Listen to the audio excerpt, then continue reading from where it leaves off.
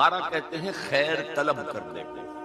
یہ باب استفعال سے جب کوئی آتا ہے، استنصار مدد حاصل کرنا، مدد لینا، استخارہ خیر طلب کرنا، خیر حاصل کرنا۔ اور اس کی ایک دعا جو ہے وہ ایسی ہے کہ جو حضور نے، صحابہ کہتے ہیں، ہمیں ایسے سکھائی جیسے قرآن، یعنی اتنے اہتمام کے ساتھ وہ دعا سکھائی۔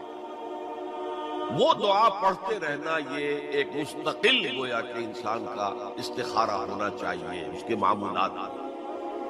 کوئی بھی مسئلہ درپیش ہے تو آدمی دعا کرے، اللہم انی استخیرک بعلمک واستقدرک بقدرتک، اے اللہ میں تیرے علم سے خیر مانگتا ہوں اور تیری جو قدرت ہے اسی سے قدرت چاہتا ہوں کہ مجھے بھی کچھ طاقت حاصل ہو جائے۔ اللہم انی استخیرک بعلمک واستقدرک بقدرتک واسألک من فضلک العظیم، اور مانگتا ہوں تجھ سے تیرا بہت بڑا فضل۔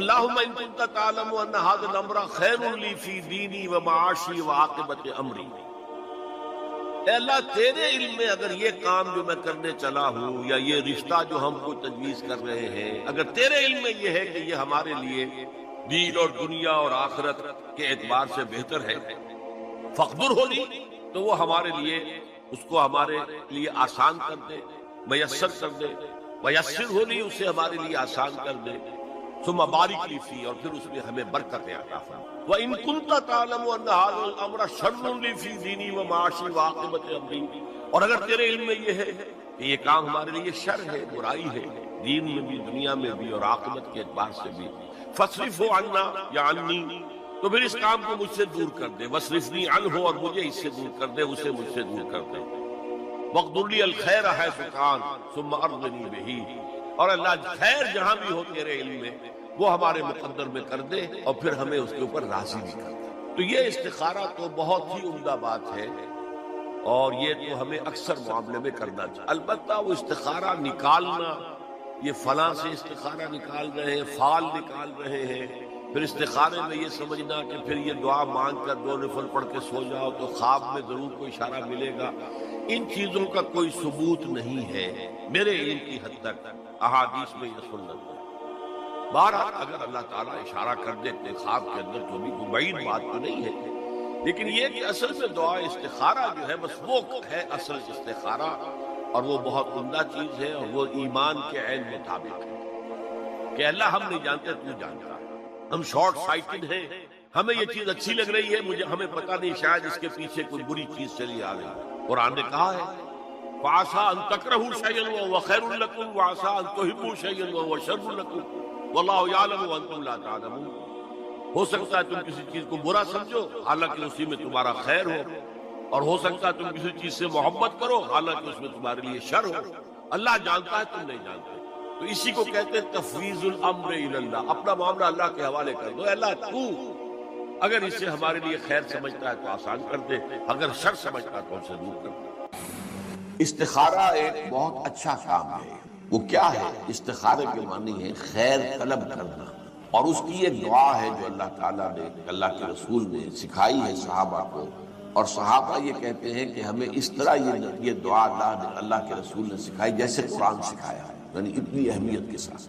اس کا مسئلہ کیا ہوتا ہے کہ آپ ایک کام کرنے چلے ہیں، ابھی آپ کا دل جو ہے وہ کچھ تذبذب میں ہے کہ یہ کام ٹھیک ہے یا نہیں ہے، اس کا نتیجہ اچھا ہوگا کہ نہیں ہوگا، یہ بیل منڈے چڑھے گی کہ نہیں چڑھے گی، تو اس کو آپ کا جو اندر کا جو تذبذب ہے اس کو ختم کرنے کے لیے دعا کی جاتی ہے کہ اے اللہ میں تیرے علم سے خیر چاہتا ہوں، اللہم انی استخیرک بعلمک واستقدرک بقدرتک، اور جو تیری قدرت ہے اسی سے میں چاہتا ہوں کہ مجھے بھی قدرت کچھ حاصل ہو جائے فیصلہ کرنے کی۔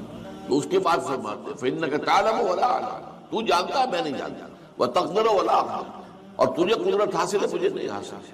اب آیا اصل، اللہم ان کنت تعلم ان ھذا الامر خیر لی فی دینی ومعاشی وعاقبۃ امری، اے اللہ اگر تیرے علم میں یہ ہے کہ یہ کام میں اپنی بیٹی کا رشتہ فلاں سے کرنے چلا ہوں، اگر تیرے علم میں یہ ہے کہ یہ بہتر ہے میری آخرت اور دنیا کے اعتبار سے اور نتائج کے اعتبار سے، فقدرہ لی، تو پھر اس کو طے کر دے میرے لیے، ویسرہ لی، میرے لیے آسان کر دے، ثم ارضنی بہ، پھر مجھے اس پر راضی کر دے۔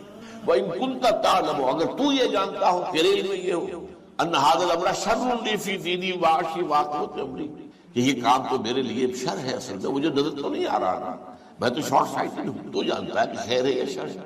اگر یہ شر ہے تو اسے پھیر دے، دور کر دے، اپنی قدرت سے اس کو ہٹا دے، مجھے اس سے ہٹا دے، اسے مجھ سے ہٹا دے۔ وَاقْدُرْ لِيَ الْخَيْرَ حَيْثُ كَانَ، اور جہاں سے بھی ہو مجھے خیر عطا فرما، ثُمَّ أَرْضِنِي بِهِ، اور پھر اس پر مجھے راضی بھی کر دے۔ یہ ہے دعائے استخارہ، اللہ تعالیٰ سے فیصلہ چاہنا۔ اس کے بعد اللہ تعالیٰ جو ہے انسان کے دل کو جما دیتا ہے کسی ایک رخ کے اوپر۔ اب اس کی جو باقی ہمارے ہاں جو ہو گئی ہے شکل کہ کوئی خواب میں آئے، کوئی نشان نظر آئے، یہ کوئی استخارے کا حصہ نہیں ہے، یہ اس کے اندر اضافی چیزیں ہیں۔ لیکن یہ بھی ہو سکتا ہے کہ انسان رات کو جو ہے 2 نفل نماز پڑھے اور اس کے بعد یہ دعا استخارہ کر کے سو جائے۔ ہو سکتا ہے کوئی خواب کے اندر اسے کوئی اشارہ مل جائے، امکان ہے اس کا، لیکن یہ ہے کہ یہ کوئی ضروری نہیں ہے۔ یہ صرف یہ کہ دل کا کسی پہلو پر پھر جم جانا، ٹھک جانا، یہ اس بات کی علامت ہوگی کہ میں نے اللہ سے بات کہی تھی، اللہ نے میرے دل کو اس پر جما دیا ہے، تو یقیناً سچ ہے۔ جو لوگ اللہ پر ایمان لائیں، کہیں کہ ہمارا رب اللہ ہے، پھر اس پر جم جائیں، ان پر فرشتوں کا نزول ہوتا ہے۔ نہ کوئی غم کرو، نہ خوف، خوشیاں مناؤ جنت کی جس کا تم سے وعدہ کیا گیا تھا۔ اللہ کی ربوبیت پر اطمینان جب انسان کو ہو جاتا، میرا رب اللہ ہے، ربی اللہ، انسان کے لیے نہ کوئی کھٹکا، نہ کوئی خطرہ، نہ کوئی خوف، نہ کوئی حزن۔ جو کچھ ہو رہا ہے کس کے اذن سے ہو رہا ہے؟ اللہ کے اذن سے۔ اللہ کے اذن کے بغیر پتہ تک نہیں ہلتا۔ یہ کوئی اندھا بہرا مادہ نہیں ہے جس سے مجھے کوئی خوف ہو۔ اندھا بھینسا چلا رہا ہو، اس سے تو ڈرنے کا ہر انسان کو ڈرنا چاہیے، نہ معلوم کس کو ٹکر مارنا۔ لیکن نہیں، اس کائنات کو چلانے والا ایک سمیع و بصیر خدا ہے۔ وہ جو میرا دوست ہے، میرا ولی ہے۔ اللہ ولی الذین آمنوا یخرجہم من الظلمات الی النور۔ اللہ اہل ایمان کا ولی ہے، ساتھی ہے، پشت پناہ ہے، مددگار ہے، حمایتی ہے۔ بتائیے جسے یقین ہو جائے کہ اللہ میرا مددگار، اللہ میرا محافظ، اللہ میرا پشت پناہ، اللہ میرا حمایتی، اس کے لیے کوئی خوف ہوگا؟ اس سے کوئی ڈر ہوگا؟ میں مثال دیا کرتا ہوں ایک بہت سادہ، پنجاب کے دیہات کی۔ تو بڑا چودھری ہے اور کوئی غریب کسان ہے۔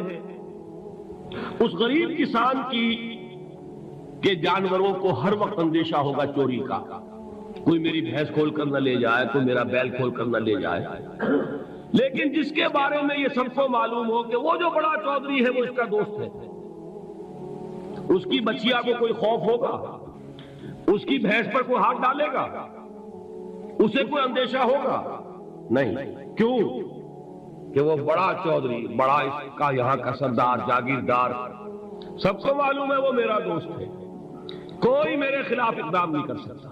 اس دنیا میں یہ چھوٹی سی بات اگر آپ کے دلی اطمینان اور سکون کا باعث بن سکتی ہے تو ذرا تصور کیجئے۔ میں لفظ تصور استعمال کروں گا صرف اس لیے کہ اس کا ہم جس کو کہتے ہیں ادراک اور شعور کر نہیں سکتے، اگر کے ساتھ کر سکتے۔ اگر یقین ہو کہ اللہ میرا مددگار اور یقین ہو کہ اللہ ہر آن میرے ساتھ ہے، پھر کوئی خوف کس کا خوف؟ کوئی شے اللہ سے بالا تر ہے؟ کوئی قوت اس سے زیادہ طاقتور ہے؟ کوئی اس کے ارادے کو بدلنے والا ہے؟ کوئی اس کی مشیت کے آڑے آنے والا ہے؟ یہی بات ہے جو حضور نے فرمائی، یہ ایمان کا حاصل ہے لب لباب، کہ دیکھو اچھی طرح اس بات کو ذہن نشین کر لو۔ اگر تمام انسان مل کر تمہیں کوئی نقصان پہنچانا چاہے نہیں پہنچا سکتے، مگر جو کچھ اللہ نے لکھ دیا ہو، اور تمام انسان مل کر تمہیں کوئی نفع پہنچانا چاہے نہیں پہنچا سکتے، مگر وہ شے جو اللہ نے طے کر دی۔ آپ پھر میں کہوں گا ذرا تعریف کیجئے، اسے فرض کیجئے، اسے سوچئے۔ اگر اس حدیث پر ہمارا دل ٹھکا ہوا ہو تو کسی سے ڈر ہوگا؟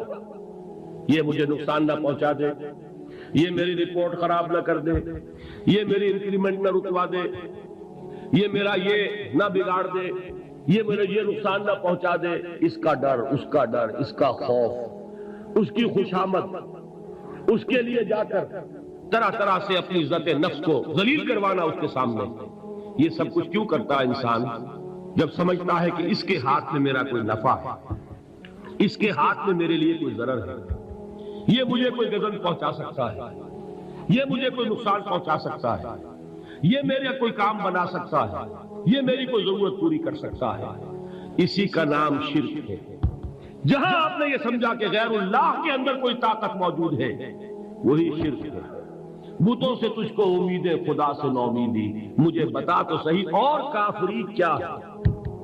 شرک تو یہ ہے جس پر بھی تمہیں یہ خیال ہے. کلمہ ہے یہ کلمہ سوم، لا حول ولا قوت الا باللہ.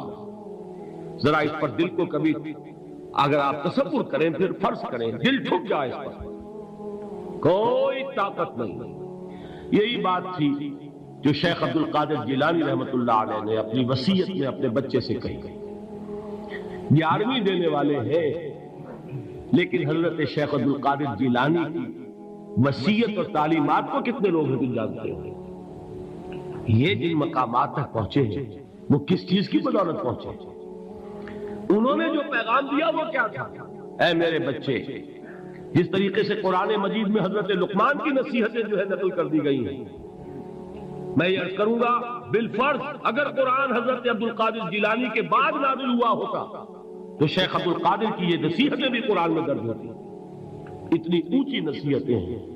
اے میرے بچے، اس حقیقت کو ذہن نشین کر لے، لا فاعل فی الحقیقت ولا مؤثر الا اللہ. اس کائنات میں نہ کوئی فاعل حقیقی ہے نہ مؤثر حقیقی ہے سوائے اللہ. کسی شے میں کوئی تاثیر نہیں اگر اللہ نہ چاہے. آگ جلا نہیں سکتی اگر اللہ نہ چاہے. پانی ڈبو نہیں سکتا اگر اللہ نہ چاہے. زہر ہلاک نہیں کر سکتا اگر اللہ نہ چاہے. کوئی چیز فائدہ نہیں پہنچا سکتی اگر اللہ نہ چاہے. تو در در پہ کیوں سر جھکاتے ہو؟ در در پر کیوں جبیں سائی کرتے ہو؟ سب کے سامنے کیوں ہاتھ پھیلاتے ہو؟ ایک اللہ سے مانگو، ایک اللہ کے سامنے جبین سر پر اپنی جبین رکھو.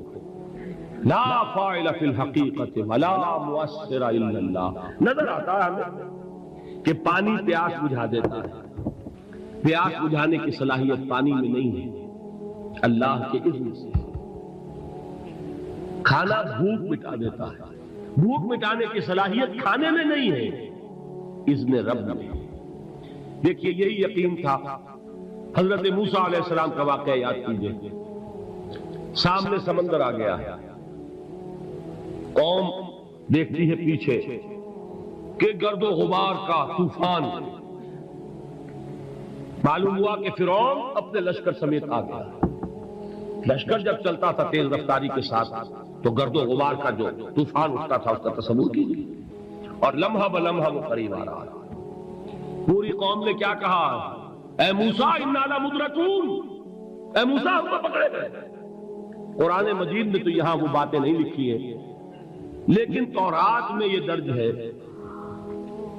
کہ بنی اسرائیل جھگڑنے لگے، دست و گریبان ہو گئے موسیٰ کے ساتھ. موسیٰ نے یہ مروایا لا کر، اس سے تو ہم ہی بہتر تھے. وہاں کھانے کو ملتا تھا، زندگی تو تھی، بیگار ہم کر رہے تھے، موت تو نہیں تھی. اب جو کچھ ہوگا اس کا تصور کرو، جس طریقے سے ہمارے ٹکڑے اڑائے جائیں گے. تو لڑ رہے ہیں حضرت موسیٰ علیہ السلام. یہ تورات کی تفصیل ہے. قرآن میں صرف اتنا آیا ہے، پریشان ہو کر انہوں نے کہا انا لمدرکون، موسیٰ ہم کو پکڑے گئے. اس وقت موسیٰ کا جواب کیا ہے؟ کلا ان معی ربی سیہدین. نہیں، میرے ساتھ میرا رب ہے، وہ راستہ دے گا. بتائیے کہاں راستہ نظر آ رہا ہے؟ یہ ہے ایمان بالغیب.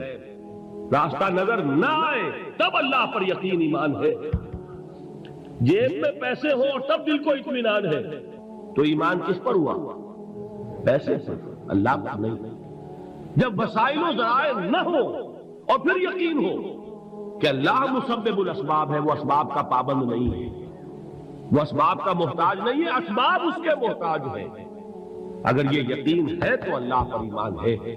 یہ نہیں ہے تو تمہارا ایمان اسباب پر ہے، وسائل پر ہے، ذرائع پر ہے. مادیات پر ہے، اللہ پر نہیں۔ اس وقت کہاں راستہ تھا؟ کوئی راستہ تھا؟ سمندر ہے اور ادھر سے لشکر آ گیا ہے۔ کلا ان معی ربی سیہدین۔ اب دیکھیے ایمان کہہ دینا آسان ہے، ہوا معکم اینما کنتم، جہاں کہیں بھی تم ہوتے ہو اللہ تمہارے ساتھ ہوتا ہے، لیکن اس کا یقین قائم ہو جائے تو زمین و آسمان کا فرق واقع ہو جائے۔ یہی بات ہوئی حضور کے ساتھ۔ غار ہے، چھپے ہوئے ہیں محمد رسول اللہ اور آپ کے وہ یار غار ابو بکر صدیق رضی اللہ تعالی عنہ۔ اقبال نے حضرت ابو بکر کی شان میں چند اشعار کا ایک صرف، لیکن واقعہ یہ ہے کہ بھاری بھاری نظموں پر اور قصیدوں پر بھاری، طویل ترین نظمیں اور قصیدے ہوں ان پر بھاری۔ ہمت ابو بکر کی ہمت جو ہے، کشت ملت را چو اب، جیسے بارش سے کھیتی اپجتی ہے، ابو بکر کی ہمت اور عظیمت اس امت کو اسی طرح سینچنے والی ہے۔ ثانیے اسلام و غار و بدر و قبر، وہ دوسرے تھے اسلام میں، دوسرے پہلے کون تھے؟ انا اول المومنین، حضور فرماتے ہیں سب سے پہلا ایمان لانے والا میں، دوسرے ابو بکر۔ ویسے ہمارے ہاں یہ چلتا ہے اختلاف، حضرت علی پہلے ہیں کہ حضرت ابو بکر پہلے ہیں، لیکن اس میں بڑی خوبصورت تطبیق قائم کی ہے علماء نے اور بہت صحیح ہے۔ چار کے بارے میں فیصلہ ہی مت کرو کہ کون پہلے، ان کی ایک عجیب تقسیم کر دی ہے۔ آزاد مردوں میں، بالغ مردوں میں سب سے پہلے ابو بکر، بچوں میں سب سے پہلے علی، خواتین میں سب سے پہلے خدیجہ، اور غلاموں میں سب سے پہلے زید بن حارثہ۔ بڑی پیاری تقسیم ہے، یہ چاروں ہی پہلے ہیں، ہر ایک کے لیے اولیت ہے۔ اور واقعہ یہ ہے کہ اگر زمانی اعتبار سے تعین ہوگا تو پہلے خدیجۃ الکبریٰ آئیں گی رضی اللہ تعالی عنہ۔ کسی اور سے بات کرنے کی نوبت بعد میں آ سکتی ہے، پہلے تو اہلیہ محترمہ سے بات ہوئی، آتے ہی پہلی وحی ہوئی ہے، ابھی تبلیغ کا حکم نہیں تھا۔ کس کو بتایا واقعہ؟ ابھی اپنی نبوت کی تبلیغ کا تو حکم ہی نہیں آیا۔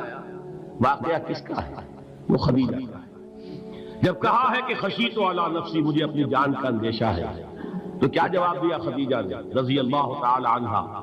وہ صدیقۃ الکبریٰ ہے۔ صدیقات جو ہے خواتین، ان میں چوٹی پر خدیجۃ الکبریٰ ہے رضی اللہ تعالی عنہا، اور صدیق جو مرد ہیں ان میں صدیق اکبر ہے ابو بکر صدیق رضی اللہ تعالی عنہ، لیکن صدیقات میں چوٹی پر۔ جب حضور نے فرمایا خشیت علی نفسی، کیا فرمایا؟ کیا عرض کیا؟ کیسے تسلی دی؟ نہیں، اللہ آپ کو ضائع نہیں کرے گا، آپ غریبوں کے ہمدرد ہیں، آپ مساکین کے تکالیف رفع کرنے والے ہیں، آپ بیواؤں کی سرپرستی کرتے ہیں، آپ مسافروں کی خدمت کرتے ہیں، اللہ آپ کو ضائع نہیں کرے گا۔ یہ یقین ہے اس خاتون کے اندر۔ خیر وہ ایک علیحدہ بات ہو جائے گی۔ میرے دل پر حضرت خدیجہ رضی اللہ تعالی عنہ کی شخصیت کا بڑا گہرا نقش، جو وہ کوئی اور ہی وقت اور موقع ہوا تو بیان ہوگا۔ بہرحال اقبال نے ایک مصرے میں جو چار اولیتیں جمع کر دی ہیں، ہمتیں کشت امت را چو ابر، ثانی اسلام و غار و بدر و قبر۔ اسلام میں حضور کے بعد پہلے کون؟ ابو بکر۔ غار میں حضور کے ساتھ